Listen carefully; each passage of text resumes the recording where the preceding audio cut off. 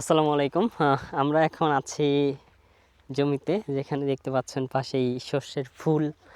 শীতকালে বাসায় এসেছি, আর এলাকার যে মাঠগুলো আছে, সরিষার জমি, আলু, সব জায়গায় এখন ঘুরতে এসেছি মূলত। এখানে দেখতে পাচ্ছেন যে সরিষা ফুলে পুরো মাঠ ভরে ভরে গেছে হলুদের সমারোহে। এবং পাশেই যদি আবার দেখাই যে এই জমির এই পাশে যে আলু, সবাই এখন আলু বাঁধাই দেওয়া, সার দেওয়াতে ব্যস্ত। আর আমরা এসেছি মূলত সরিষা ফুলে দেখার জন্য যে কেমন, কী রকম। গ্রামে পুরো 2 বছর ধরে এই সরিষা ফুলের দেখা পাইনি, আসার পরেও এবারই হচ্ছে আসার পরে এরকম একটা সুন্দর দৃশ্য দেখতে পারবো।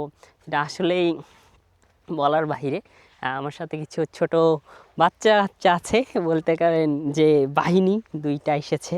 একজন বল নিয়ে আছে, আর একজন হলুদ গেঞ্জি পরে আছে সরিষা ফুলের মতনই। একজন সাদা সাদা সরিষার মতন গেঞ্জি পরে আছে, আর একটা হলুদ সরিষার লাগানো গেঞ্জি পরে আছে। দুইজন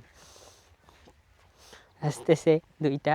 আর আমিও মূলত অনেক দিন পর এই যে হলুদ সরিষার ফুলের মধ্যে আসতে পেরে অনেক ভালো লাগতেছে। ঢাকাতে তো এরকম দেখাই যায় না। আর প্রতিবার যখন দেখি তখন যে বন্ধুদের বিভিন্ন পোস্ট দেখে থাকি মূলত। আর এইবার সেই জন্য আসলাম দেখার জন্য।